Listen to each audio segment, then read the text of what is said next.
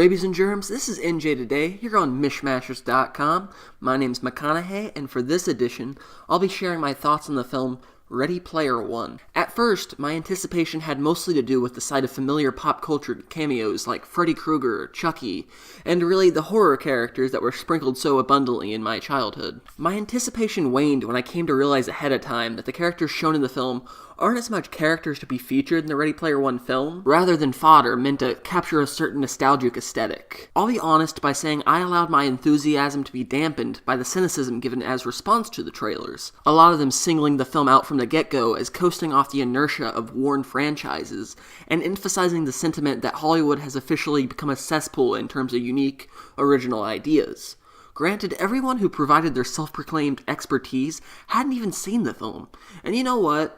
While I sympathize with moviegoers who think the mainstream film industry is plagued by bad movies, for the most part, I like a lot of the films I see in theaters, both mainstream and independent. And if a director like Steven Spielberg decides he wants to take a victory lap to celebrate popular culture, I am amped to see what he has in store. Looking at it from a financial perspective, moviegoers also seemed far more intrigued with Ready Player One than they had been with Spielberg in a while. Although Spielberg has found considerable success with more historical dramas and thrillers like The Post and Bridge of Spies, not to mention his acclaimed film Lincoln, aside from the latter film, none of them can be referred to as breakout success.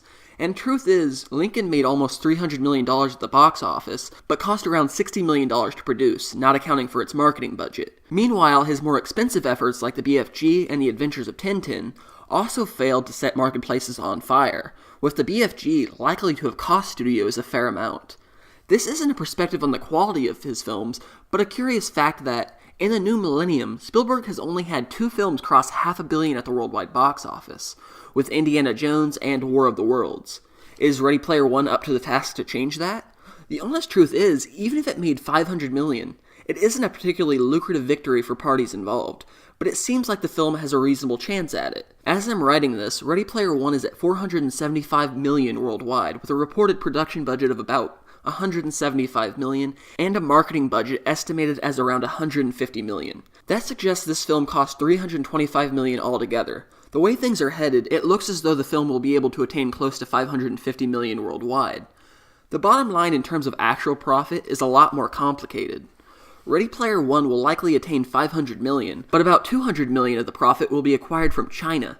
The second largest territory in the world, Warner Bros. Is likely only set to receive 25% of the profits, unlike with other foreign territories where they receive a larger cut, or domestic total where they receive an even larger cut than that. If you look at Ready Player One's box office total as $500 million, subtract the $200 million from China, and subtract the $50 million in profit from their budget, they now have $275 million to come up with, and a box office remainder of about $300 million to work with. If you subtract the theater's cut from the $300 million, even if we can't perfectly articulate the exact numbers, it's obvious that the $300 million will still be a way away from covering the $275 million.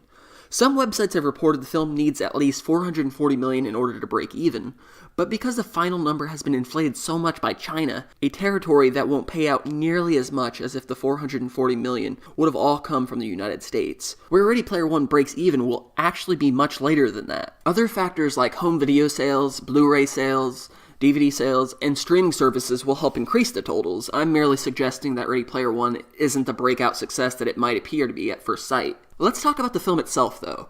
That seems like a logical trajectory for a review, doesn't it? Instead of spending half the review talking about how much money it will or will not make.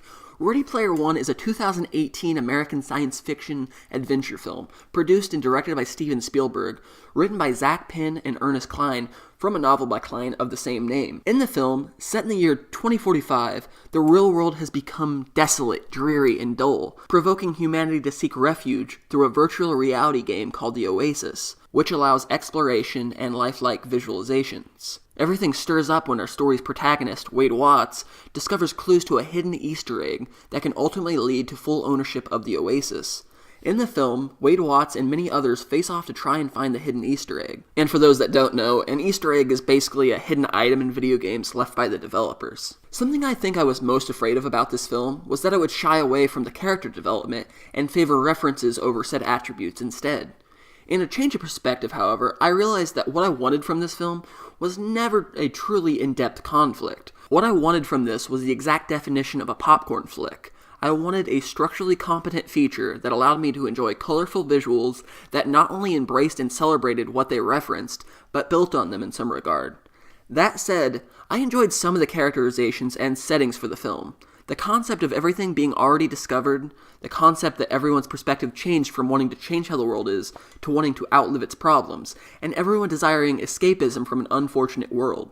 The concept isn't an ideal prediction for the future, but one can't argue it doesn't hit close enough to warrant consideration. The characters themselves don't always play off that well. The story can, and is, riddled with cliched sentimentality and predictable resolutions. Whether it be the archetypal bad guy, the romantic subplot between Wade and Samantha, the conflict between Wade and his family, or the weakly established resistance, a lot of the plot threads feel loosely spun, and it's at the fault of the spectacle, which is paradoxical, because the spectacle is the central appeal to the film. What I mean is, the characters themselves aren't what you walk away from Ready Player One caring about, and for me, they weren't what I walked into Ready Player One interested in. And although their lack of depth and simplification keeps Ready Player One from achieving a status as a great movie, they're likable enough templates to insert yourself into and enjoy the spectacle itself. Some criticisms I heard about Ready Player One are as follows. The film holds a sexism in its portrayal of Samantha Cook and Wade Watts' relationship.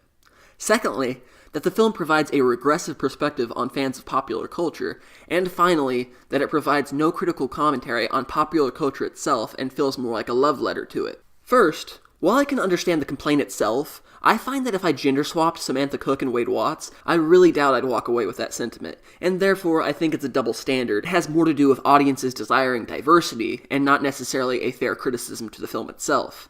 Second, Ready Player One depicts a world where escapism feels desperate in a dystopian world, and while it regards Oasis as a wonderful creation that should be enjoyed, it also carries the undertone that it should not be the basis for one's existence. I do not think that's regressive. It isn't a technologically paranoid cry out, but a statement that works particularly in the established context of the film, in which characters are desensitized and aren't solving conflicts around them.